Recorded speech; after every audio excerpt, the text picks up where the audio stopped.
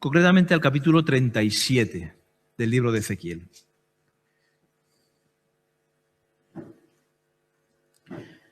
Ezequiel 37 nos presenta una visión que se conoce como la visión del valle de los huesos secos. La mayoría los conocéis. Vamos a hacer una lectura completa de él para centrarnos en todo su contenido. Ezequiel 37, versículos 1 al 14. Vamos a leerlo en la versión internacional, una versión internacional, que es a lo mejor pues, un poquito más clara. Y en esa versión nos dice así: la mano del Señor vino sobre mí, y su espíritu me llevó y me colocó en medio de un valle que estaba lleno de huesos. Me hizo pasearme entre ellos y pude observar que había muchísimos huesos en el valle, huesos que estaban completamente secos. Eso es algo en tiempos antiguos podría ocurrir, sobre todo después de una gran batalla. Los cuerpos quedaban tendidos y si no había quien los pudiese sepultar, quedaban a la exposición del sol y los huesos se iban secando, y él vio un valle tremendo, lleno de huesos y huesos, y me dijo: hijo de hombre, ¿podrán revivir estos huesos? Y yo le contesté: Señor omnipotente, tú lo sabes. Si hubiese sido otro el que le hubiera preguntado, pues Ezequiel hubiera dicho: no, imposible. Pero claro, Ezequiel ya tenía suficiente experiencia con Dios como para no caer en la trampa de la pregunta. Tú lo sabes, tú puedes hacerlo todo, yo me callo, tú dirás.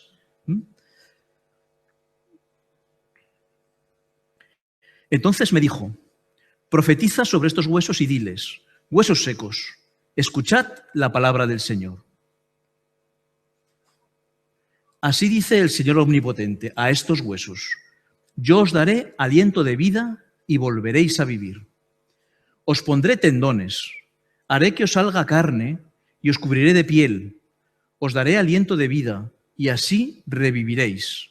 Entonces sabréis que yo soy el Señor. Esta es la profecía que Ezequiel debía de dar a estos huesos secos. Profetizar a quien no te va a escuchar. Pero Ezequiel, muy obediente, dice: tal como el Señor me lo había mandado, profeticé. Y mientras profetizaba, se escuchó un ruido que sacudió la tierra y los huesos comenzaron a unirse entre sí. Empezó eso a moverse, casi parece una película de terror. De repente los huesos van formándose, uno buscándose uno con otro y juntándose. Yo me fijé y vi que en ellos aparecían tendones y les salía carne y se recubrían de piel, pero no tenían vida, que había fallado.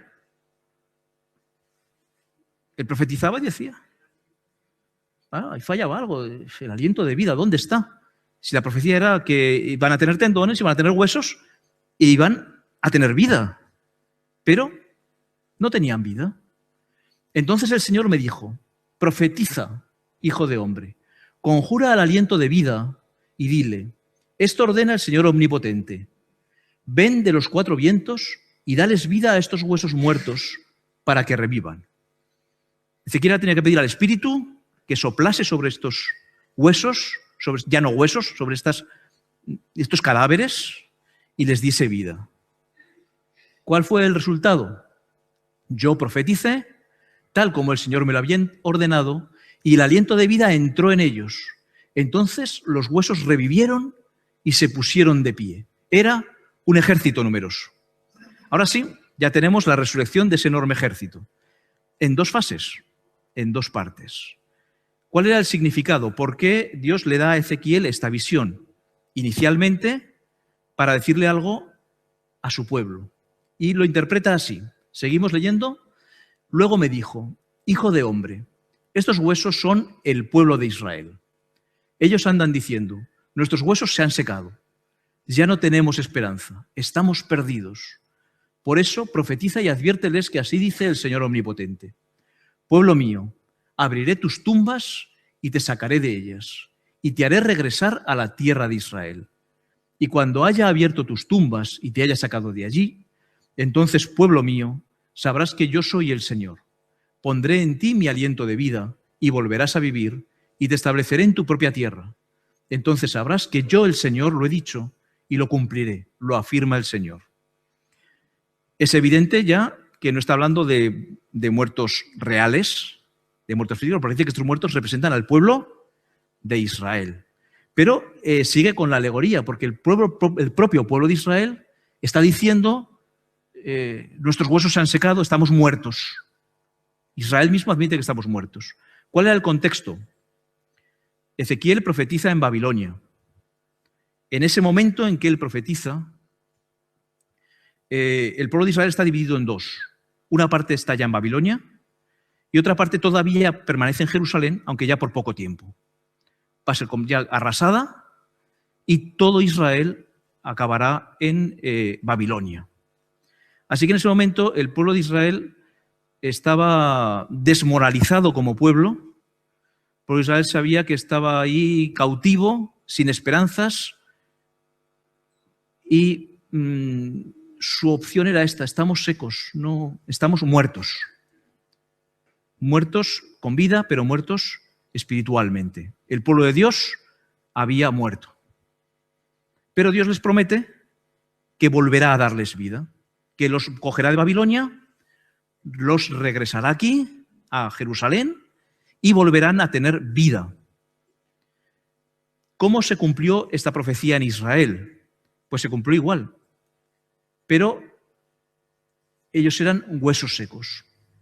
Vamos a ir leyendo más versículos. Vamos a Ezequiel 39 ahora. Ezequiel 39, 23.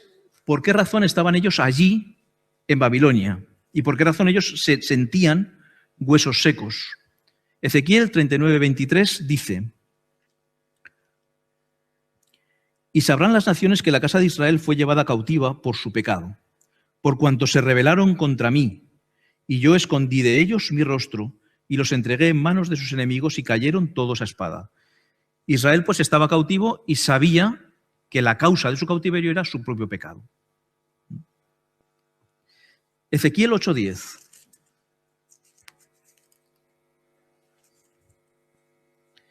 Ezequiel 8:10 nos dice: entré pues y miré, y he aquí toda forma de reptiles y bestias abominables y todos los ídolos de la casa de Israel que estaban pintados en las paredes por todo alrededor. Ezequiel es llevado a Jerusalén en visión y ve en las casas de los israelitas, de los hebreos, ídolos pintados en las paredes. Razón de su cautiverio también. Y Ezequiel 10, 18 y 19 nos dará otra razón para su cautiverio.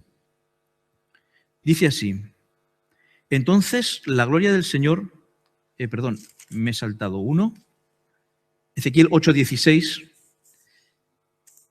dice: y me llevó al atrio de adentro de la casa del Señor, y aquí junto a la entrada del templo del Señor, entre la entrada y el altar, como 25 varones, sus espaldas vueltas al templo del Señor y sus rostros hacia el oriente, y adoraban al sol, postrándose hacia el oriente. Los propios sacerdotes, dentro de la casa de Dios, dentro del atrio del templo, estaban adorando al sol, dándole las espaldas al templo y adorando al sol. Y la consecuencia evidente fue, ahora sí, Ezequiel 10, 18 y 19, dice: entonces la gloria del Señor se elevó encima del umbral de la casa y se puso sobre los querubines. Y alzando los querubines sus alas, se levantaron de la tierra delante de mis ojos. Cuando ellos salieron, también las ruedas se alzaron al lado de ellos. Y se pararon a la entrada de la puerta oriental de la casa del Señor, y la gloria del Dios de Israel estaba por encima sobre ellos. Ezequiel ve en visión como la gloria de Dios que estaba en el templo sale del templo y junto a estos querubines se aleja del templo. Se pone al lado, por encima, para irse del templo y no volver ya más al templo de Jerusalén. En este sentido, eran todos huesos secos. Y ahora, pues resucita. Israel resucitó cumpliendo la profecía de Ezequiel, pero lo hizo en dos fases. En primer lugar, el primer cumplimiento de esta profecía Ocurrió en tiempos de Ciro. El rey Ciro permitió que Israel volviese a Jerusalén a reconstruir su templo. Allí les acompañaron el gobernador Zorobabel, el sacerdote Josué y los profetas Ageo y Zacarías. Y tras duras penas y problemas consiguieron restaurar nuevamente el templo, reedificarlo y tuvieron una apariencia de vida. La vuelta hizo que Israel pareciese ya que empezaba a vivir, pero no fue más allá de estas personas. Y la siguiente generación abandonó otra vez el templo y este retorno no llegó a cuajar en la vida religiosa de Israel. Así que fue necesaria una segunda fase para llegar a la vida espiritual plena. Esta segunda fase fue con el sacerdote Esdras, el gobernador Nehemías y el profeta Malaquías. Ellos tres, usando un método especial que fue el estudio de la Biblia, el estudio de las escrituras que entonces tenían, consiguieron ya así hacer un despertar religioso, espiritual, dentro del pueblo de Dios. Y la profecía se cumplió en un Israel espiritual y que llegó a su edad dorada después del exilio. Y ahí dejamos el cumplimiento. Y ahora vamos a comparar si esto fue lo que ocurrió en Israel. Israel es el pueblo de Dios. ¿Qué está ocurriendo en el Israel espiritual? ¿Cómo podemos aplicar esta profecía en nuestra vida? ¿Qué significa para nosotros hoy, para el pueblo de Dios en el siglo XXI? ¿Qué significa esta profecía? Bien, hay diversos estados espirituales. Veis que aquí había, en un principio, los huesos estaban secos, luego empezaron a tener una apariencia de vida, luego al final vida. Es decir, hay distintas fases o distintos grupos que pueden convivir dentro de la Iglesia y que respecto a su estado espiritual pueden cambiar de uno a otro. Primer estado espiritual posible: muertos que están muertos. Vamos a ir a Mateo 8:22.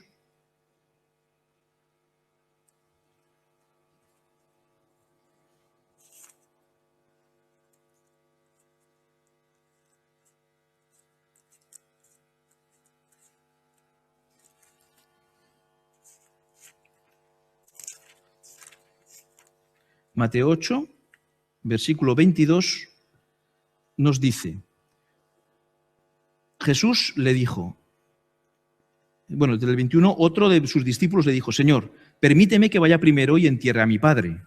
Jesús le dijo: sígueme, deja que los muertos entierren a sus muertos. Jesús evidentemente no estaba hablando de muertos físicos, ya que un muerto no puede enterrar a otro, eso está claro. Por lo tanto, estamos hablando de muertos espirituales. Los dos, el que entierra y el que es enterrado, son muertos espirituales. Por lo tanto, puede existir personas que están muertos espirituales, que no tienen ni siquiera el deseo de tener una vida espiritual. Y estamos hablando de Israel, del pueblo de Dios. Es decir, que puede haber algún grupo dentro del pueblo de Dios, algunas personas que no sientan el deseo de tener una vida espiritual.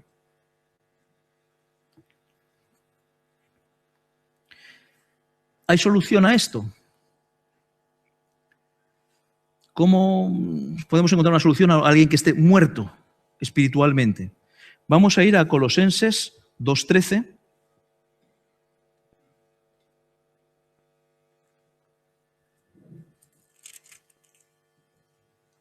Colosenses 2:13 nos dice: y a vosotros, estando muertos en pecados y en la incircuncisión de vuestra carne, os dio vida juntamente con él, perdonándoos todos los pecados.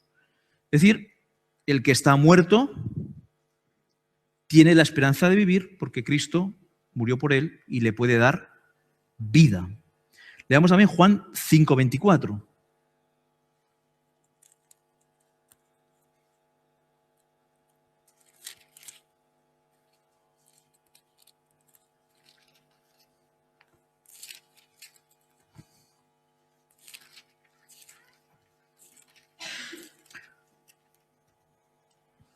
Juan 5:24 nos dice: de cierto os digo, el que oye mi palabra y cree al que me envió, tiene vida eterna, y no vendrá a condenación, mas ha pasado de muerte a vida.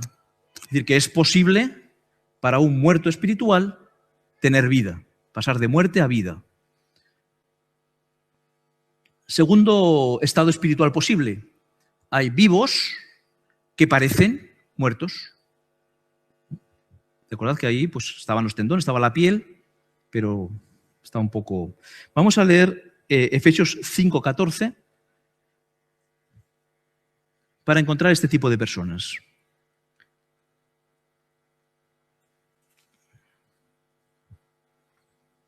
Efesios 5, versículo 14, nos dice, por lo cual, dice: despiértate, tú que duermes, y levántate de los muertos, y te alumbrará Cristo. Estos vivos que parecen muertos son dormidos. Están entre los muertos, están entre las personas que aparentemente no tienen preocupación, pero tienen vida. Lo que pasa es que están dormidos y necesitan ser despertados. ¿Cuál diferencia el grupo anterior de este? Lo diferencia el hecho de que este grupo pues, tiene más preocupación espiritual. Sí le gustan las cosas espirituales, va a la iglesia, acude a alguna reunión, los sábados por la mañana, al culto, a veces a la escuela sabática, pero duermen. No avanzan más, no se entregan completamente. La iglesia es para ellos una parte de su vida, pero no es su vida, no es su preocupación. Cristo es algo que desean, pero que no están dispuestos a tener un compromiso completo. Están dormidos. ¿Hay solución para estas personas? ¿Hay solución para los que están dormidos? Vamos a leer 2 de Pedro 1:13.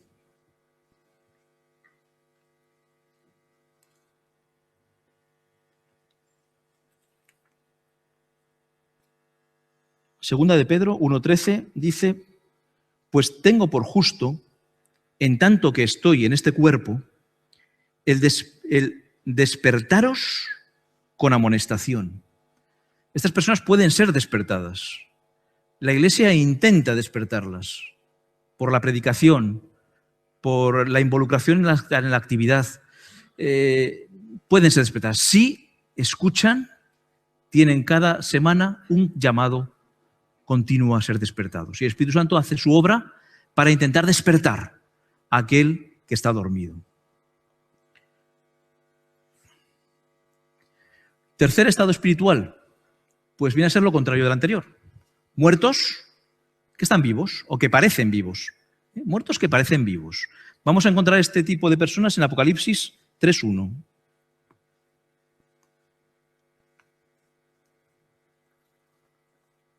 Apocalipsis 3, versículo 1, nos dice: escribe al ángel de la iglesia en Sardis, el que tiene los 7 espíritus de Dios y las 7 estrellas, dice esto: yo conozco tus obras, que tienes nombre de que vives y estás muerto. ¿Qué clase de personas son estas que parecen vivas pero están muertas? Jesús habló de alguno de ellos en Juan 9:41.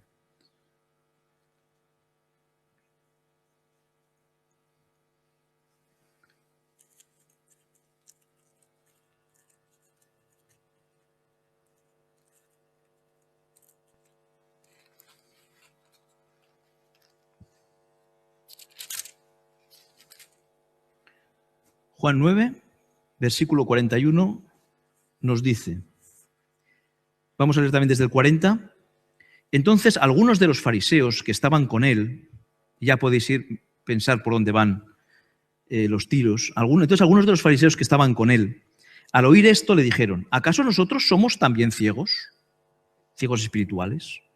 Jesús les respondió: si fuerais ciegos no tendríais pecado, mas ahora porque decís vemos, vuestro pecado permanece. Estos que parecen vivos son los que creen que están vivos.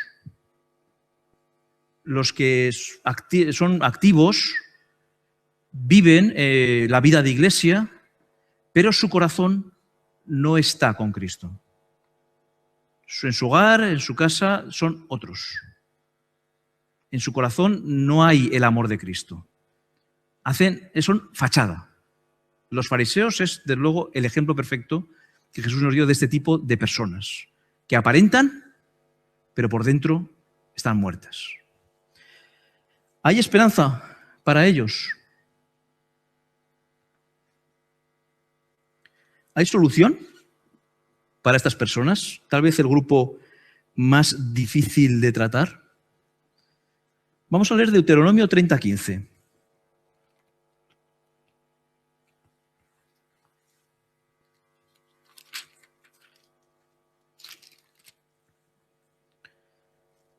Dice así: mira, yo he puesto delante de ti hoy la vida y el bien, la muerte y el mal. Estar vivo o estás muerto no es solo apariencia, es lo que eres. Depende de lo que eres, tendrás vida, tendrás muerte. Harás el bien o harás el mal. Pero el consejo en el versículo 19 es, Deuteronomio 30:19, a los cielos y a la tierra llamo por testigos hoy contra vosotros, que os he puesto delante la vida y la muerte, la bendición y la maldición. Escoge pues la vida para que vivas tú y tu descendencia. La vida siempre es una posibilidad de escoger.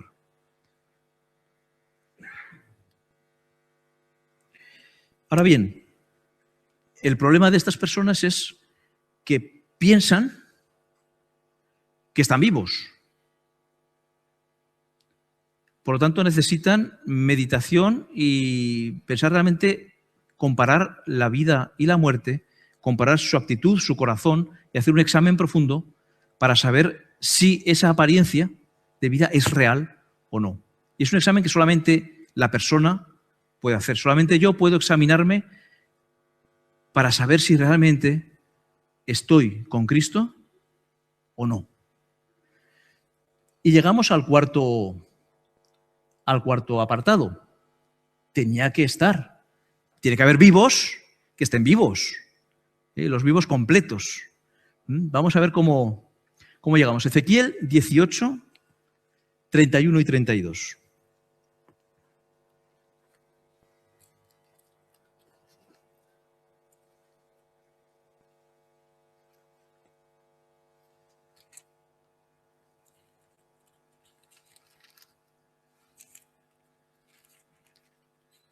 Ezequiel 18, 31 y 32 nos dice: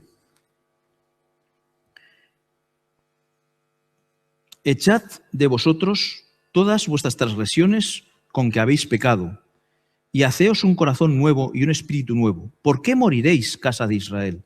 Porque no quiero la muerte del que muere, dice Dios el Señor. Convertíos, pues, y viviréis. Dios desea que todos nosotros seamos vivos, que viven, que tengan vida. Y nos da el primer parámetro para hacerlo. Lo primero que es necesario es la conversión, ese cambio de corazón, que nosotros por nosotros mismos no vamos a poder hacer. Pero el Espíritu Santo puede obrar en nosotros si nosotros le dejamos esa conversión y nosotros la pedimos. Segundo apartado, Juan 20:31.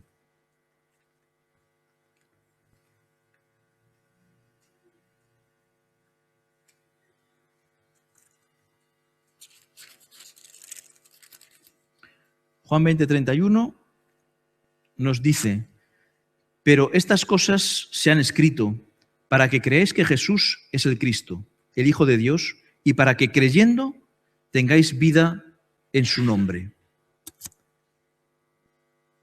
La conversión va ligada a creer. ¿Crees en Cristo? Puedes conseguir la vida. Es la única manera que la Biblia nos dice que podemos tener vida, creyendo en Cristo y dejando esa conversión. Y hay un tercer punto, que es el resultado de los dos anteriores, que lo encontramos en Juan 10:10.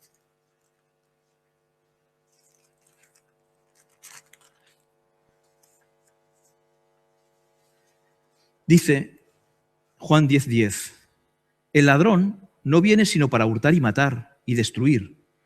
Yo he venido para que tengan vida y para que la tengan en abundancia. Cristo nos dice el camino, la posibilidad, cómo conseguir tener vida. Pero Él nos asegura además que esa vida que nos da no es poca cosa. Él quiere que la tengamos en abundancia. El problema es que una vez que he conseguido la vida, una vez que la tengo en abundancia, me puede ocurrir lo que le ocurrió al pueblo de Israel. El pueblo de Israel consiguió la vida en abundancia y llegó a ella, pero la perdió. ¿Cómo podemos nosotros, cuando tenemos la vida de Cristo, cuando estamos con Él, cuando tenemos esa vida, cómo podemos retenerla? ¿Cómo podemos hacer que esa vida esté? Bien, ahí tenemos 4 estados.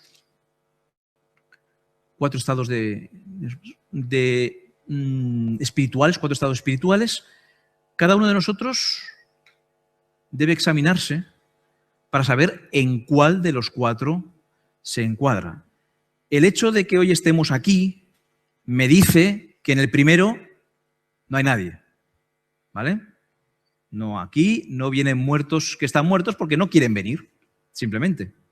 Si estáis aquí, como mínimo, sois vivos que parecen muertos, como mínimo.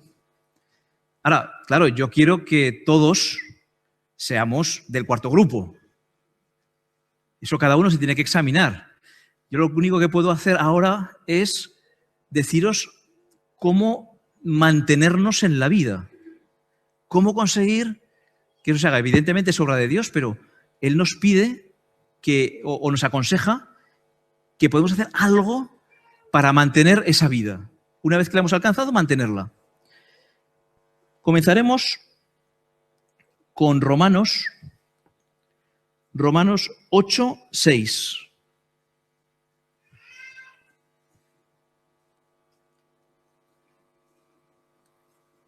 Romanos 8, 6 nos dice: porque el ocuparse de la carne es muerte, pero el ocuparse del espíritu es vida y paz. Primer consejo para mantenernos en la vida es que nos preocupemos de las cosas espirituales, de las cosas que le agradan al espíritu. Porque si nos preocupamos de las cosas materiales, pues no creceremos, no conseguiremos mantenerlo. El primer consejo, pues, es ocuparse del espíritu, ocuparse de las cosas que son espirituales. Segundo apartado, 2 Corintios 4:10.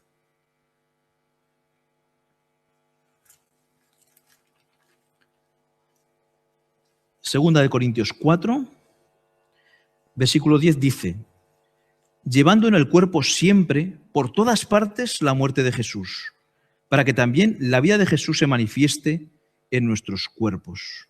Si queremos que la vida de Jesús se manifieste en nosotros, nuestra meditación principal ha de ser en la muerte de Cristo.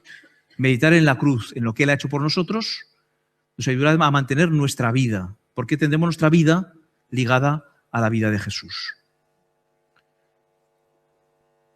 El tercer punto, vamos a 1 de Juan 3:14.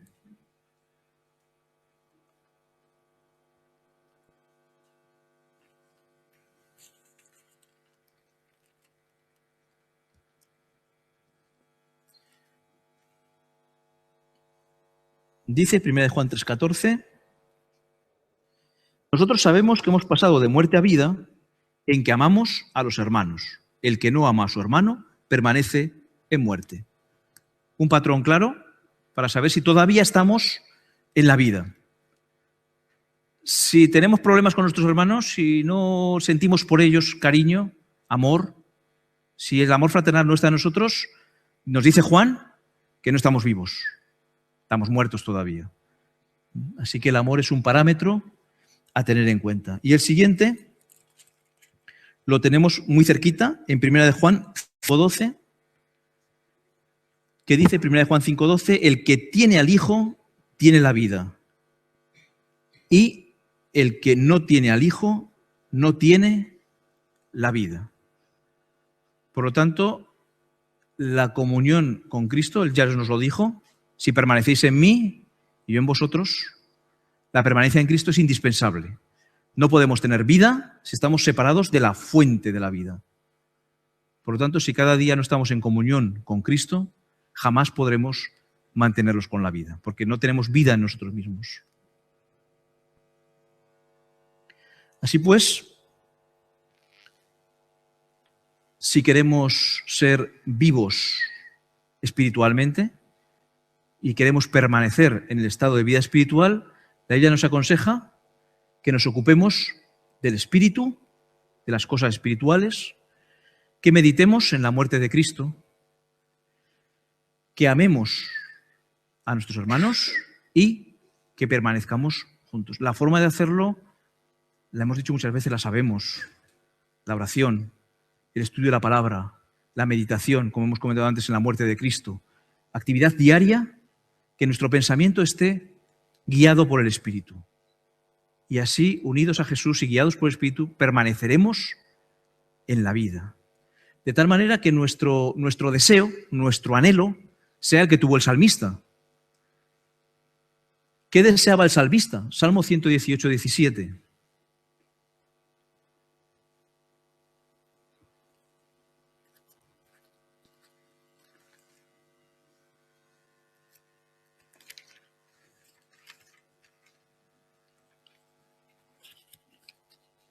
Dice el Salmo 118, versículo 17, no moriré, sino que viviré y contaré las obras del Señor. El salmista lo tenía claro. Yo no quiero morir. Yo quiero vivir. Yo no quiero ser un muerto espiritual. Yo quiero ser vivo.